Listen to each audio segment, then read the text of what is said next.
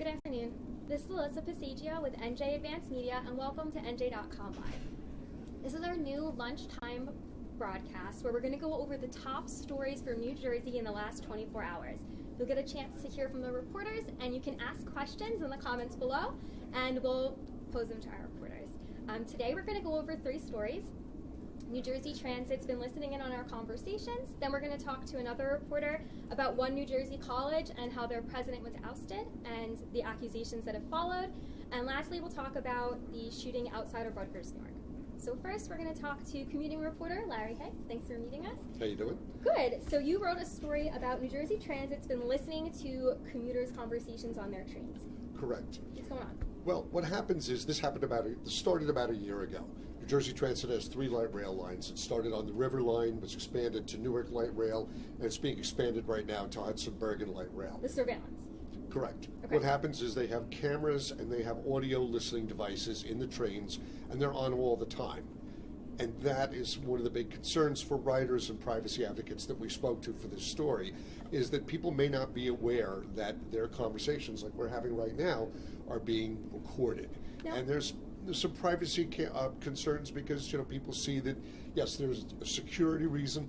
There's a security reason for it. But if I'm having a conversation with a friend of mine, if I'm having a conversation with my spouse or my kids, I may not necessarily want that recorded. So Larry, who can hear these conversations? Who gets to listen? Well, that's one of the questions we have. Right now we just know it's somebody at NJ Transit.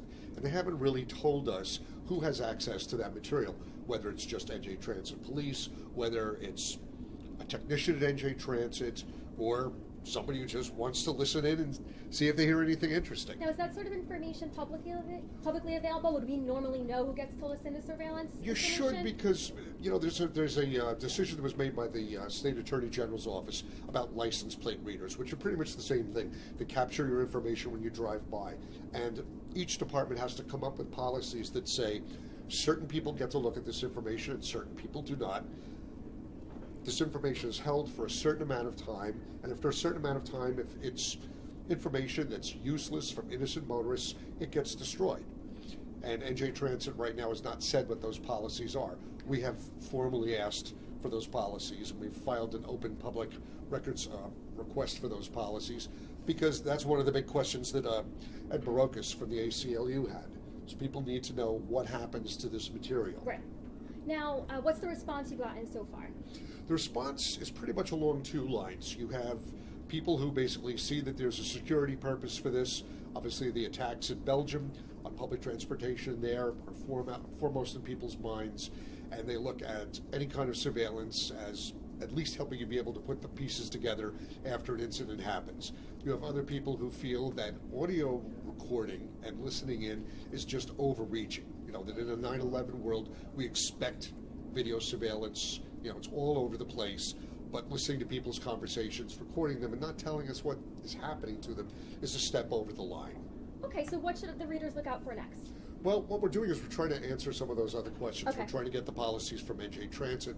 We've had some readers who've asked, well, NJ Transit just ordered a bunch of new buses. Are those going to have surveillance equipment in them as well? Are there plans to put it in heavy rail? That sort of thing. And also the ongoing privacy debate. Where do privacy rights end in a public setting like a train or a bus? Okay. Great. Well, thanks, Larry. If you haven't read Larry's story yet, you can find it at NJ.com/traffic. We're also going to put it in the comments below. And you can check out his more reporting on this on NJ.com/traffic. If you have more questions, feel free to drop them in the comments. All right. Well, thanks, Larry. It was nice having you. All right, so next we're going to have Dan Ivers. He's the Essex County reporter. Come on over. And so there's been a New Jersey college that their president was ousted, and since then accusations have been flying from both sides. So can you give real quick, what are we looking at here? That's right. This all started back on March 25th. You had the president of Essex County College, Dr. Gail Gibson, was unceremoniously removed from her position Took about a week or so to figure out what exactly was going on there, but essentially she claims that she's the victim of essentially a political conspiracy for attempting to crack down on some irregularities that were going on at the school and attempting to pursue discipline for a woman named Dr. Joyce Harley, who is a key ally of County Executive Joe DiVincenzo. So if I understand it right, there was some kind of problem with credit card usage at the university. That was what her problem was? That's one of the issues, Can yes. you explain that credit card trouble? The athletic director and one of the longtime coaches at the college were given credit cards to pay for travel and other expenses related to sports trips. Essentially, over a course of 2 or 3 years, about $40,000 went missing. So the president she claimed she was trying to crack down on that issue, and when she kind of raised that issue, that it led to her suspension. Okay, and now what are people accusing her of doing that she was?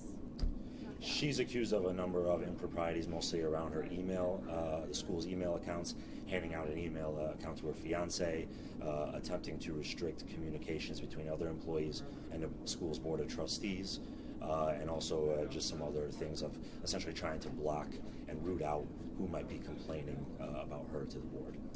Okay, and now there was some kind of connection with the county and the print shop at the school? That's right. The college has a print shop, and they have an agreement with the county where the county can produce mailers, other documents that they might need to disseminate to residents around the county. Dr. Gibson claims that she has never seen this agreement and was looking into what she saw as irregularities as far as the school not being paid for that work prior to her suspension. Okay, so what can the readers, I know it's been a few weeks, you've been compiling all of these different accusations. What are we looking for next? Well, we're waiting for the Board of Trustees to hold a meeting with Dr. Hassan and Dr. Gibson. We don't know when that will happen. A meeting was canceled last week. But when it does happen, they may take some action. They could fire either of them. They could reinstate either of them, or this saga could just continue. In the meantime, the State Attorney General's office has launched an investigation into the athletic department spending issues, and we're hearing that other state agencies may be getting involved as well. Has there been any other response? Our readers are kind of up in arms about this, and people around the county. There's a lot that we don't know yet that we're still digging into. So that's the general response is, this doesn't seem right. Something is amiss here. A lot of dueling accusations that have yet to really be resolved. Okay, so we'll drop the link to that story down in the comments also, and you can find the full story at NJ.com/Essex and the future stories from Dan. Now we're going to pivot over a little bit. There was a fatal shooting outside of Rutgers, Newark yesterday. Can you fill us in on what happened? Can you tell us anything about the suspects or the victims? Sure. This came in late last night around 10 o'clock. It's about 3 or 4 blocks from Rutgers, Newark, at an apartment building. Man, a 22-year-old from Toms River by the name of Shani Patel was found dead in the apartment. He was an economics major, a junior at the school, and we were told that he was recently arrested on some drug issues by Rutgers PD. We're hearing that a lot of drugs were found in the apartment as well. And now there was a second victim. There was a second victim. That person is expected to survive. Was not a student at the school, okay, but was a local person. I forget the name, but they're in their early 20s. Okay, and then the motive they believe is drug related then? That seems to be the motive. Seems to be a robbery or someone that was connected with Mr. Patel's alleged drug activity. And any word on the suspects? We're told 2 or 3 people, Hispanic males, mid-20s. We're told that there are some persons of interest that were questioned, but no arrests have been announced. Okay. Well, thank you very much for filling us in on that. You guys can look for updates on that story at NJ.com/Essex, and we'll also drop the story link below. Thank you so much for tuning in. We'll do this again tomorrow at 12:30, so please come back.